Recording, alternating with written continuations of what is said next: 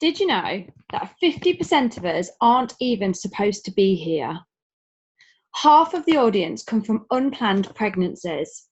Some people call us accidents.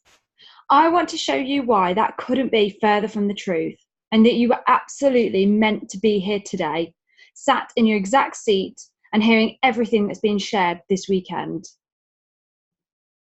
My mother was 16 when I came hurtling along. My dad said, Daniela if it's a girl and Daniel if it's a boy. And that was chapter 1 in the book of my life. Chapter 2 was my brother. At 17, my mum found herself going into labour with baby 2 at only 25 weeks pregnant. My dad had landed himself in prison again. She was all alone.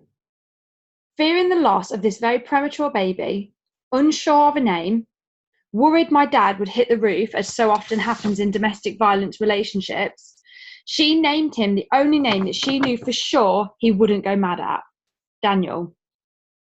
Daniel survived, but he had many health issues. Me and my non-verbal brother were a team growing up. I understood him perfectly, even without words. My lessons in leadership began right here, in the middle of violence, drugs, and hardship. When I think of my childhood, the thing I remember the most is being hungry. We were always the kids at school who had growling bellies. But a couple of times a year, our granddad would show up at our council estate home with a Chinese takeaway. Oh my gosh, those battered balls with sweet and sour sauce and the salty, delicious chow mein noodles, food that filled our bellies so full that you couldn't not feel pure joy and happiness. One Chinese day, as me and Dan named the big occasion, I asked my granddad if I was an accident because somebody had picked on me at school again and said that I shouldn't have been born. My granddad said to me in his broken English, listen, when I was 14, I fled my home in Cyprus and all I ever knew because Turkey invaded our land, invaded my village and took my home. Scared and now parentless, completely alone, I got on a ship and came to Hull in England without a home or a penny. He went on to say, I got a job as a pot washer in a pub. It was all I could get with my age, inexperience, and lack of the English language. He said, I'd wash those pots and watch all different people come in, creating a community. It inspired me so much that at 22, I got my own pub. He went on to say, I knew the feeling of loneliness and I wanted to make a community for people of all walks of life to come to. I will end my days not as a landlord, but as someone who brought people together. He continued to say to me and Daniel, it doesn't matter where you start, it's where you go. Your life will be an adventure. You'll do something that will change the world and make it a better place for others. He ended by saying sternly, it's no accident you are here. You're going to learn lessons in struggles and hurdles and make a big difference with your time that you have. Gosh, wow, that told me. I knew I shouldn't ask the question if I was an accident again. My granddad moved mountains in his life so that I could have a go at this game of life. So off I went. As soon as I hit paper round age, I got my first job earning £7.50 a week. I hated those early mornings and the tight letterboxes that trapped your hand in the metal when you posted the thicker weekend newspapers. But I did it because I could see the bigger goal.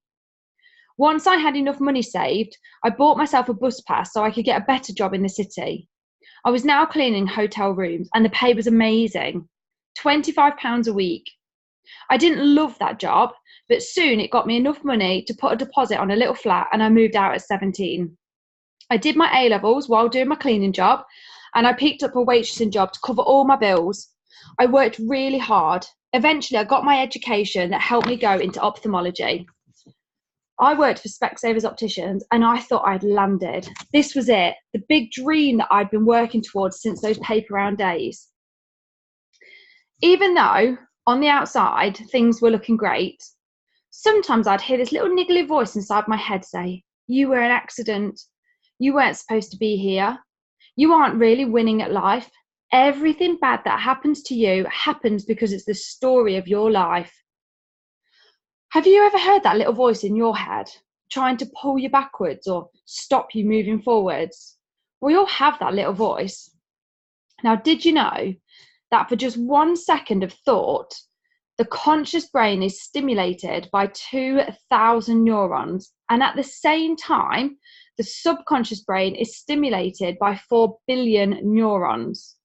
So if for 1 second in your thoughts you think, oh, I'm not confident, between those two parts of your brain, the difference is millions. Basically, comparable to the weight difference between an elephant and an ant. Because of this, the images and thoughts in your subconscious mind are heavier and have a bigger influence in what you do in life. The subconscious, the elephant, calls all the shots. If you think you're not confident, the weight of the elephant is so much more powerful than the weight of an ant. You have to be careful what you think, because it's all script and directions for the elephant to use. He rules what happens in your life. If you think you're terrible with money, your elephant logs that thought and will make sure that's exactly what happens. No matter how much your conscious ant tries to scream and shout that you are good with money, your life takes its instructions from the elephant, your subconscious. He'll force you to keep spending so you stay in debt, don't you worry. Things kept going wrong in my life over and over, maybe like yours has seen too. My elephant kept dragging me around, waving his "you're not good enough" flag all over the place, making sure that I hit rock bottom over and over again. The pivotal point was when our youngest daughter, Ivana, had a stroke and a brain hemorrhage. Seeing her on a life support machine broke my soul that my granddad had once built up. Our daughter fought hard and survived, but I hadn't come out the other end with much fight in me left. I'd had to leave my career to care for our poorly daughter. I was on a lot of medication for an autoimmune, for depression and anxiety, and I felt crushed on the inside. Any elements of the fire in my belly had been washed away. There is this thing called post-traumatic growth. We all have a pivotal moment in our lives where we are hit with some trauma. After the trauma, some people use their bad experience to reframe the events to find meaning and purpose in their lives. They turn trauma to their advantage and become better people from the lessons that it taught them. When this happens, it's called a seismic event. It disrupts the story that the elephant has been saying, the story they expected their life to take, and make room for the elephant's script to be changed. It's a pivotal moment in everyone's life where you can't connect the dots going forward, but you can look back and realize the dots all connected. You will have moments in your life when you look back and see that it was that awful thing that happened to you which changed the direction of your life for the better. So how did I react after this event happened to me? Well, I took to social media one day to show anyone who was listening that I was drowning. It was a huge cry for help. A girl who I barely knew from our teen years saw my status and sent me a Facebook message asking me to take a look at Arbonne. I will say Emma was brand new, so of course, like we all know, Arbonne isn't a franchise. I met her the next day to hear what she had to say. Emma was at IC level. She hadn't ever sponsored anyone. I barely knew her, but I trusted her message came from a place of love and caring for me regardless of any self-gain. When she told me Petta's story, all I could think about was my granddad. I said yes immediately. A little spark came back in me. I wasn't completely back, but I could tell that this was a company worth campaigning and sharing its story for. I'd been feeling really out of control, but I thought, if my life were a book and I was the author holding the pen, how would I want the rest of my story to go? I became a consultant straight away and wrote my first business plan. I told everyone I knew the Arbonne story. They all said no. They said success isn't in your DNA, Danny. No one from our walk of life does something like this. People like you don't make this sort of thing work. You don't have the people skills to run a word of mouth business. You don't have even nearly enough time to put into giving this or any business lift off. Just stick with living off the government. It's going to be much easier for you than to try something you're going to fail at or find it too hard to make it work. I felt like all of their words were everything my elephant had been saying all of my life. The story of my life was constantly pulling me back down to rock bottom. But you know, obstacles can only do two things. One, stop us in our tracks, or two, force us to get creative. Every person has a revolution beating within his or her chest. The negativity I received about doing Arbonne made mine come out and explode. So me and my tiny ants made a new plan that would change that elephant's tune. We were going to find out what successful people in business do. I checked Google and it said two things. First, they read books. So I asked some of the top leaders that I could find in network marketing. One was a new area manager and one was a district manager. And they said to read Don Failer's Napkin Presentations and Darren Hardy's The Compound Effect. I wasn't overly amused having dyslexia at how thick the Compound Effect book was, but the concept was genius. The second thing Google said about successful people was to brainwash the elephant correctly. We all brainwash our elephant, our subconscious brain, all the time. With the news we hear, the people we're around, the words we say to ourselves. If you tell yourself you are shy or have no confidence or can't ever make your business a success, you're feeding your elephant. And the weight of that bad boy is strong when your tiny ant tries to say, we can do this. It's like when I tried to lose my baby weight. My aunt and I knew I wanted to be a size 10, but my elephant was hell set on the fact that we were a 16, and I was going to want as much food as we needed to be a size 16. The elephant calls all the shots. I put vision boards all over my home, photos of my business having growth, photos of having 100 personal clients who place regular orders, photos of our team of 32 of us achieving DM bonus each month, photos of AIT trips and of retiring my husband, of me being triumphant despite all the odds. I watched one TED Talk a day and wrote my goals down, as well as telling people what I was going to achieve. That elephant's negative tune didn't stand a chance. I was changing the script he had for my life. I also really understood Eric Worre's concept from GoPro, that there are only 7 skills to master to become a network marketing professional. The problem was I didn't have time to master all 7. We were weeks away from losing everything we owned. I couldn't hide behind the grey sofa in my front room from the debt collectors for too much longer now. I worked out with the little time I had that I needed to master 2 skills to give me some sort of lift off. 1, meeting new people, and 2, booking appointments with people to tell them the story. Plan B was born. Meet more people, tell them the Arbonne story. So I want to tell you exactly what I've done over the last few years that have helped me to grow a business to nation level. Pen and paper at the ready. I put in the hours doing the following.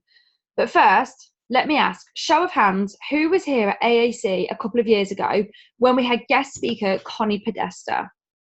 She told us that we are one of 4 personality shapes. Now, if you're new, make sure you ask someone who knows the training later which shape you are. Okay, so those of you who know your personality shape, could the squiggles please stand? Right, this is for the squiggles who just want the nutshell because you've probably already lost concentration.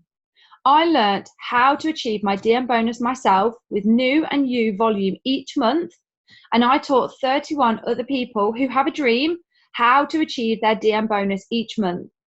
32 of us doing DM bonus makes enough sales volume to make a nation. Okay, sit down please, squiggles. Okay, so could the circles please stand? Right, for the circles, broken down, that means our personal shop needs 5,000 QV a month of new and used sales volume and 5 new PCs or ICs a month. Okay, sit down please, circles. Right, could all the triangles please stand? So for the triangles who need it stripped back further, that's 1,000 QV a week and 1 PC or IC joining you a week. Now this is based on a 5-week month. Calm down. I know a 4-week month changes the numbers slightly. Okay, sit down. And for the squares, could the squares please stand? So the squares who like to see it completely broken down again, that's 1 hour a day of doing my tracker. So I know we all have a system and it's much alike, but I would sit down for an hour or 2 30 minutes or 4 15 minutes, adding names to my active candidate list, booking appointments with people, following up with people, tracking my volume, doing my affirmations, listening to an audio. Okay, please sit down. Right, this one is for all personality types. It takes roughly 7 exposures before someone steps towards taking action in anything. Think of the last time you bought something that you had never bought before. How many exposures did you need? I was on holiday abroad the other week, enjoying the sun, and a guy comes to me in broken English asking me about spending 1,000 lira on this spa treatment and that, and I get this for free and that for free. I'm totally bamboozled. I don't really know what's going on. So I say, oh, no, thank you. The next day, he comes up to me again with the same spiel. And no, thank you, I say. This happens every day for a few days, and I just keep saying, no, thank you. A few days later, he sees us trying to take a family photo in the pool with my phone on timer, and he says, I'll do it. He grabs the phone and he takes loads of awesome photos, and off he goes on his way. The next day, he walks by me and I call him and say, okay, let's chat about these spa options. I was always interested in the information, but I needed a few exposures to digest and get ready to have the information conversation with him. So in Arbonne, I got really good at giving people a good show on social media. I found that when people had 7 different exposures to Arbonne, they then decided to join as a PC or an IC. So some numbers for all the squares. When we went nation, we had 3,000 people registered as ICs in our success line. Over the 2 months, we had 32 people achieve their DM bonus. We had 100 people work in the business, and we had over 4,000 client orders in the 2 months of us achieving nation. Write this down. This business is a numbers game. There was probably somebody in your family history, maybe an ancestor, or maybe someone you have already met, who also had to find inner strength and courage in spite of being scared and alone. They had to keep growing to pave the way for your life in the future to be better. Petter did unthinkable things, tough, hard, challenging things, so that he could create a brand the world desperately needed.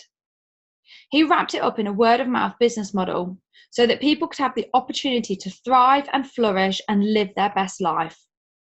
It is no accident that you're here, and it's no accident that you are an Arbonne independent consultant. Petter's DNA runs through your words when you share his story, and so does the DNA of your ancestors. You are carrying brave, courageous, amazing people within you. And as you grow your own nation, in whatever format of numbers that you do it in, you are pouring hope into more people than you could ever imagine. You are giving people hope that they can lead a life of passion and purpose. You are giving people hope that they can create something for people to come to and flourish. You are giving people hope that they wake up every day for the rest of their life feeling pure joy and total fulfillment.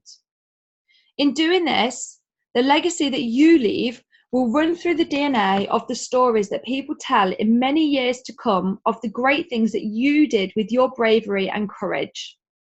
It is no accident that you are here. You were chosen to do Arbonne, not because of who you are, but because of who you will become.